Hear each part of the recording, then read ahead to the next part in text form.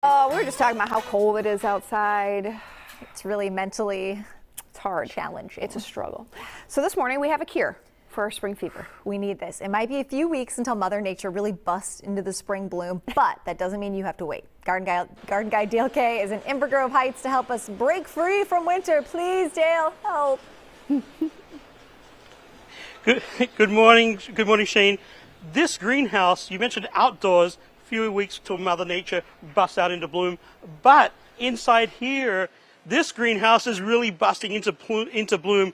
They are planting like crazy in here, and it's plants literally top to bottom, which is really, really cool. And the best thing about being in a greenhouse like this is it's about 75 degrees, really kind of humid, some beautiful little blooms getting ready to go into somebody's home right there. Got some cyclamen, little primrose as well, but really the fun stuff is all that's getting ready for spring. You can see some little combination planters in front here.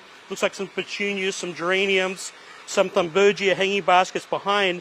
And the interesting thing about a greenhouse like this is they really do maximize the space. So all these baskets that are actually on the ground will end up going right very high up into the ceiling where they'll catch lots of warmth and lots of sun.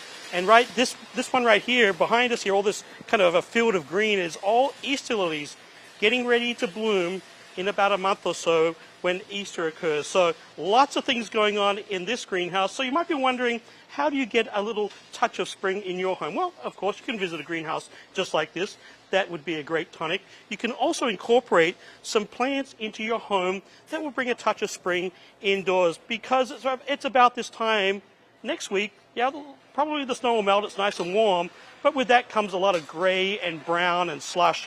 So even though we're going to get some warming temperatures next week, some blooms like this will be just the tonic. So let's take a look at some of my favorites. The first one here is a little bulb garden. So if you want to push spring ahead a little bit, a bulb garden just like this is really, really fun. Has a mix of bulbs. There's some little, I'll turn that around so you can see them. There's some little daffodils there, or tater-tates. There's a hyacinth about ready to bloom. There's some tulips tucked in here. Looks like some muscaria or cilia right here. So you get about 5 different types of blooms in one pot. They call that a mixed bulb garden. Truly delightful to have in your home. As we move a little bit closer, whoa! Look at that. See that pipe there? See that thing there? It's racing across the sky. It's actually going to do some watering a little bit further down the greenhouse, which is really, really fun to see.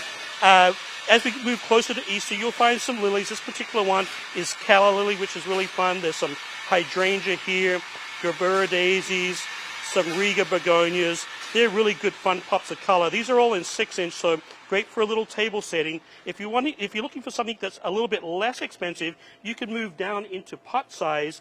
And primrose, we saw those blooming across at that other bay there just a little minute ago. Primrose, campanula, they're in a smaller pot. They're as cheap as chips, which makes it really, really fun and really easy to decorate and bring, of course, that spring indoors. And I wanted to show this little bonsai too. If you want to bring the outdoors indoors, having a little bonsai plant like this, look how adorable that is.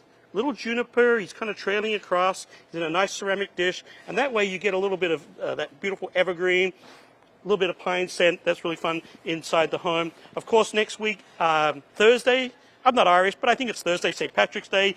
The only 2 things, or 3 things I think you need for St. Paddy's Day is corned beef, a Guinness, and a shamrock. It's only 3, and this is one of them right here, a little shamrock plant. Also bringing in some basil, some fresh herbs inside the home.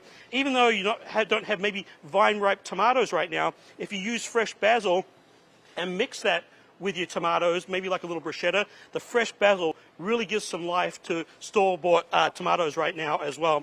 And I mentioned the snow probably melting next week, temperatures into the 50s. That'll definitely get things moving along. It's also a great time to visit your favorite local garden shop and stock up on supplies before they get too busy. Some first things out of the gate would be maybe like if you have a pet, a little poop scoop like that to pick up all the waste. That's a good tool to get ready. Weeds will be popping up soon, so some weed preventer. Stock up on all your fertilizer like that. And then off to the table there, I've got some mulch as well. And that particular mulch is really good for any slushy areas as we start to go through the snow melting, and you've got some areas where it might be muddy and where you want to walk. A mini bark like this, a mini bark. Oh, okay, for me being the garden guy, that's like better than a ride at Disney World, seeing all those little plants like pop off like that. That's unbelievable. Some mulch like that Putting it around muddy areas, maybe where you're walking to the trash bin, or maybe where pets are. Having a chip like that is really good. And then finally, a little soil thermometer like this is a great tool to have. It starts to let you know when you can plant outdoors, what plants require what soil temperature. So as we move through the seasons, maybe you want to do a little reseeding of the lawn, a little temperature gauge soil thermometer like this is a really good tool to have. So I think I'm just going to hang out here, enjoy the spring. It's actually fragrant in here too. It's actually a great place to be on a cold Thursday. Yeah, it looks beautiful. Quick question, Dale. In the spot where it was all the beautiful colors, the bright, beautiful colors, there was like a pink off in the distance. What was that? It was so bright. Do you know? Yeah, that is Cyclamen. That is Cyclamen, and that's kind of a cool winter crop, and they look really good in mass. Okay. Some people like to tiptoe through the tulips. I like to tiptoe through the Cyclamen. I like this visual. Yes. Let's Should see we it. end on Careful. this? Watch out. Wow, he's agile. Oh. Wow, Dale. Oh, beautiful. Look at you. This is like Gene Godfrey. No, wait. What's that guy's name? Gene Autry? Gene Kelly? How many names can I throw out? Oh, boy. Okay, Dale. Thank you. Good day. We'll be